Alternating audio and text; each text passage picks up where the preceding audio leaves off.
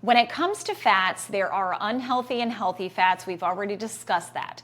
And so I want to dive a little bit more into why I am such a lover of fats, not only for their benefits nutrition-wise, but for the ability to really keep you satiated the longest. And so this is also going to be an approach that will help you really focus on the proper macronutrients, focusing more on the fat, the healthy fat, and the protein, as opposed to carbohydrates being such a major focus. Because when we do put so much emphasis on the carbs being such a balance between the protein and the fats, and that's almost on, the same level playing field, then we're always going to be craving those carbs. We're always going to have that desire for more.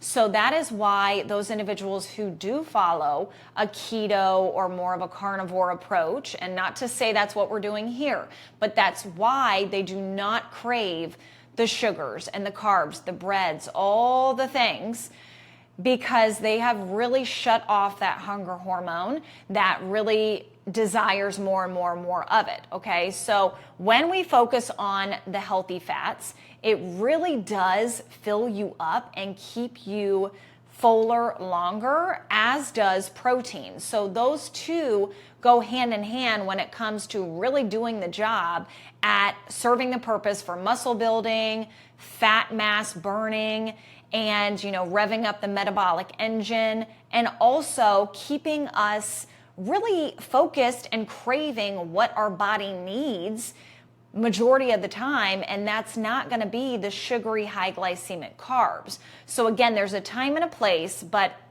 if you really focus on the right healthy fats and the protein, the carbs will be able to be added into the mix, but you will not be as hungry for the carbs if you are prioritizing the healthy fats. So hopefully at this point, you understand that what we were preaching years ago with low fat being the way to go for fat loss, and how if you reduce your fat that you're consuming, you reduce the fat in your body, and that's just not a thing. And so right now, I really want you to understand the healthy options for fat. I myself, I keep it pretty similar day to day with all the healthy fats that I'm including into the mix. So olive oil is going to be your number one best friend. If you like butter, I would definitely urge you to go grass-fed butter or ghee, if you can, which is clarified butter, great for gut health. So those are going to be your two biggies, as well as avocado oil. I suggest you getting an avocado oil spray, because that is going to be the highest heat point when it comes to the oil. So if you're using an air fryer, you definitely want to make sure that you are using the proper type of oil, that you are not going over that heat point. And it's easy to do in an air fryer because the temperature is so high. So those three need to be your go-tos in terms of cooking with those oils. And then going to the avocado, that is going to be a great fiber source, but it's also a great healthy fat option. And you're going to incorporate good, healthy fish options. Salmon at the top of the list, in my opinion, is going to give you so much bang for your buck when it comes to nutrition. And your nuts, your seeds are going to be really powerful. Again, those include the omegas. So you can do sunflower seeds, you can do pumpkin seeds, you can do chia seeds, you could do flax seeds.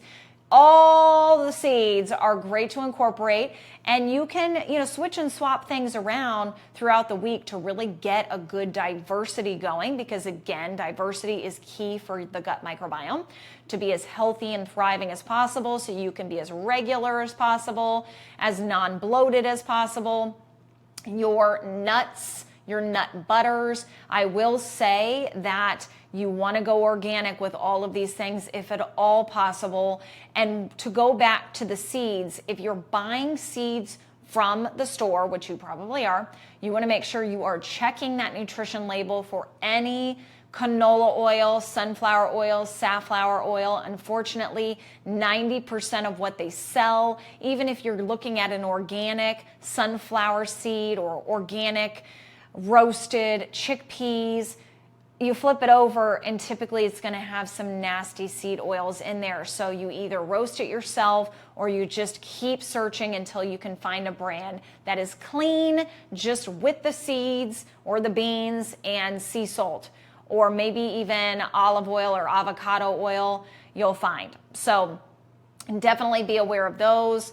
But your olive oils, avocado oil, your nuts, your seeds, your nut butters, your fishes, and your fish.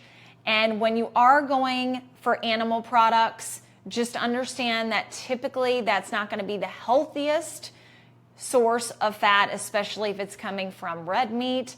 But everything in moderation, of course. You're also getting some good healthy fats through the egg yolks. And although it does contain cholesterol, there is a misconception there when it comes to being your body's cholesterol versus the cholesterol in the egg. So we will talk about that in the next video.